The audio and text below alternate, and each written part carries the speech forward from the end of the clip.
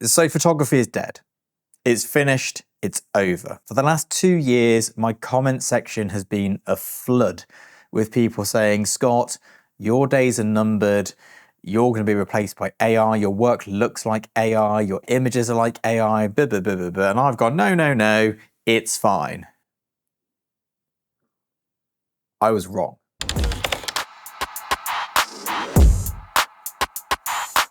Let's take a moment to put on our imaginative caps. What am I going to do now? What am I going to do with myself now that photography is over? What am I going to do? What I've spent most of my professional working life being self-employed. I love photography. What on earth is someone like me, and probably someone like you as well, going to do now that it's all over? Now that AI has replaced us all, what are we going to do?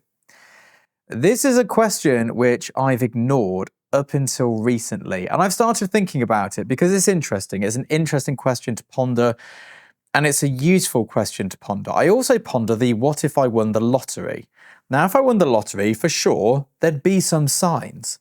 However, I would turn up to my studio, as I always do, and I would create.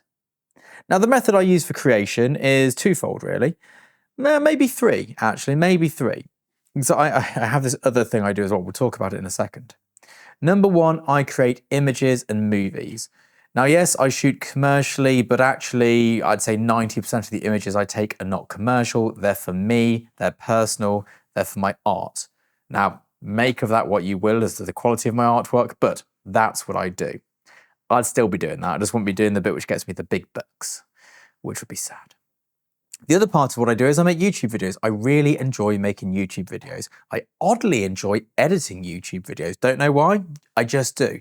I love making the vlog style ones. We don't do them often because they tank on the channel, but once a month I make a vlog. I love doing it, I love filming it, I love planning it, I love editing it. Really enjoy that. That would carry on regardless of AI. The third thing I do is I have a life. Now this is, I'm not going to be able to explain this well, but my entire life is sculpted around my artwork.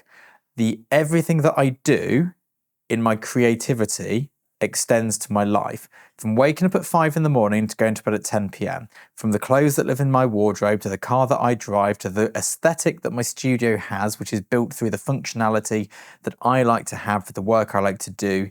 That is it. My life is not that I'm a professional photographer. My life is what I do, and I happen to make money because brands go, let's get Scott to come and do what he does to our brand. And of course, we're apparently doomed. However, with this in mind, if it all went wrong, all I would do is change one income stream. Now, I have many income streams. The one I'd change would be my commercial work. I would probably go from shooting commercially to directing, because you're still going to need a director. So the only difference in my life would be is that for 10% of the photographs I was taking, I'd no longer be taking them, and I'd be coming up with creative concepts only and not executing them because they'd go to some prompt writer. My life wouldn't change that much. It really wouldn't. I'm not going to stop being a photographer because AI's replaced me or CGI's replaced me. That's not going to happen. I love photography. I love the art. I love the craft. I love everything about it. I love the community. I love the lifestyle. I love photography. And to be honest, even if I became a creative director, I would still use photography as part of my creative process to come up with the ideas. That's what I do. A lot of my ideas come through my creative process. That's how I work. It's not going to change my world that much. And I think if you look at your business model, you might find the same. And if you don't, now's probably a good time to change. Now, of course, as I'm sure you're aware, for my dry British humour, but for those who don't get it, my job hasn't been replaced by AI or CGI. I've actually just had the busiest month of inquiries we've ever had. For my style of work, I'll get some to pop up here so you can see if you don't know what I do commercially. My style of work, we've had so many inquiries between big and mid-budget jobs, and big budget is 6 figures. So it's still happening and it's still going on. I had this conversation in a pre-YouTube world about CGI. I was like, oh, CGI is going to replace all of this. CGI, 1, it looks like CGI. 2, it costs a small fortune. And 3, it sucks. for the most part, unless you're really good. But even then, it looks like good CGI. AI sucks for the most part, really does. I've used loads of it, it's pretty useless. Even like the tech stuff, like ChatGPT, is great for a certain thing, but you can never publish anything from ChatGPT in the real world. It sounds like ChatGPT. AI is expensive. To get a good prompt writer to do your work for you is expensive.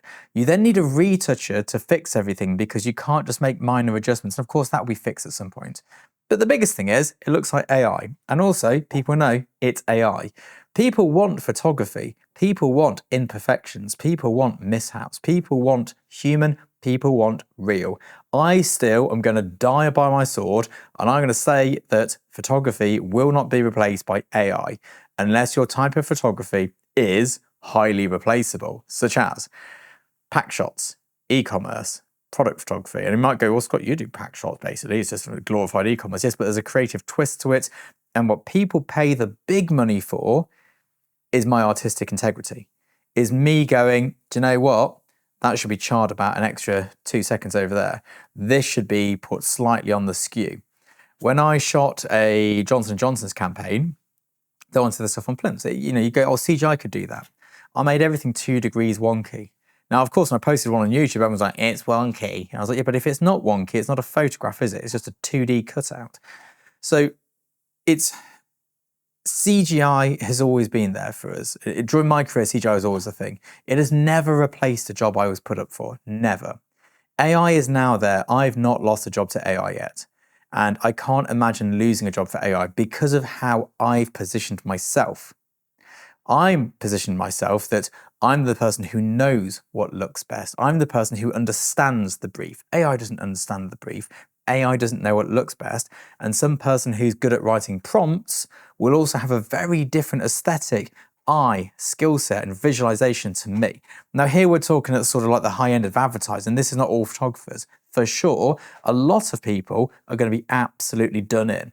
That's going to happen. AI will replace a lot of low-level photography where it's like, well, we can't afford this anymore. This is cheaper for this particular type of thing. It'll be rubbish. It'll be bad. I'm sure you've seen the AI adverts on Instagram. There's one, I think it's called Drift. It's like a car air freshener that I get advertised for. The adverts are horrific. I would have perhaps bought it because I quite like a wooden block of essential oils that smells really good. But the AI adverts just make me think cheap, scammy, rubbish.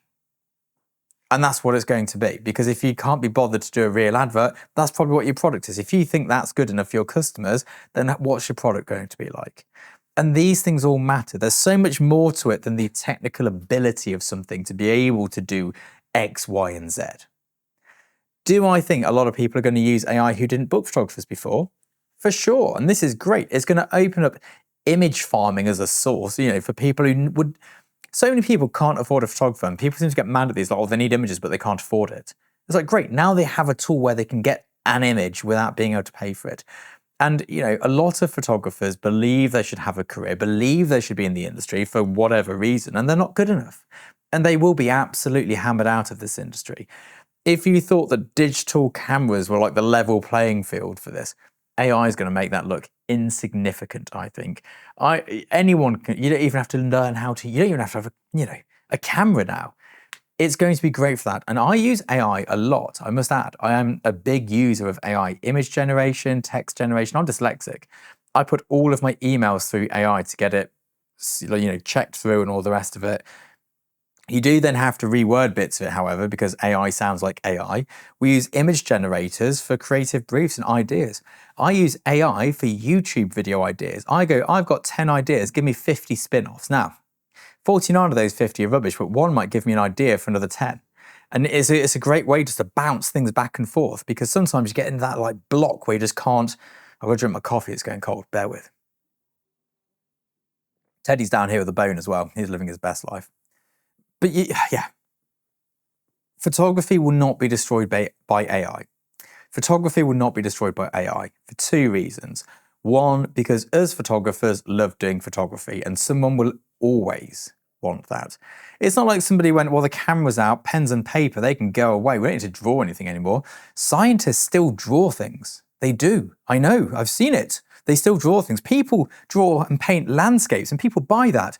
A photograph is, for the same argument of AI being better than photography, it is better than that, but it's not, because that's not what we want. We don't want better. We don't want technical perfection. We don't want cheaper. We don't want easier. Do you think I'd go and get an AI photo of my dog done? Absolutely not. Would I get a drawing of my dog done? For sure. Would I have a photograph done? Probably not, because I'm a photographer, but if someone was a really good photographer, yeah, I'd fork out for that. Absolutely. I've just never found a UK photographer that I thought was so good that I wouldn't bother myself. There is a guy in the States, though, that if he's ever in the UK, I'll be booking Teddy in and draining my bank account. But it is more than that. You have to see it for what it is, and for the cultural significance, for the aesthetic as well. Aesthetic is one of these words that seems to be a dirty word in photography. Oh, the aesthetic. But that's what we're selling. We're selling the photographic aesthetic. This is why camera brands have almost shot themselves in the foot by being low noise, high resolution, all the rest of it. It's like, yeah, great. Where's my picture? Where's my photograph? And I have noticed in the higher echelons of photography, a lot of people moving to film. It's not just hipsters with beards. They're all at it. Everyone's at it. They're all shooting on film because it's real, it's tangible. And that sells. It really does. Sure, it doesn't sell to the person with $500, but for the person with 100 grand, it sells. I got booked to shoot somebody's portrait in the Palace of Versailles years ago. I got paid 10 grand to go and take his portrait. And he wanted it shooting on the Hasselblad that was shot for the moon landings. That was the brief. That was the brief. And I went there and I shot these portraits. They're beautiful. We shot it all on Portra, and great portraits, great day, just generally a good time. So he didn't want perfect, high resolution, crisp images. He wanted a Hasselblad because it had significance to him. It meant something to him, and that was important. What do you think? How do you see this playing out? What do you think is going to happen? Let me know in the comments below. I would love to know everyone's thoughts and opinions. Obviously, this is a bit of an echo chamber in some ways because we're all photographers here, and maybe I'm just being rose-tinted glasses. Everything's going to be okay. Nobody worry. And I'm going to look like an absolute mug in what do you reckon, 5 years' time? We'll see. But either way, even if I'm wrong, I'll still be here in the studio creating my work because I love to do it. We'll just have to make a bit of extra money somewhere else.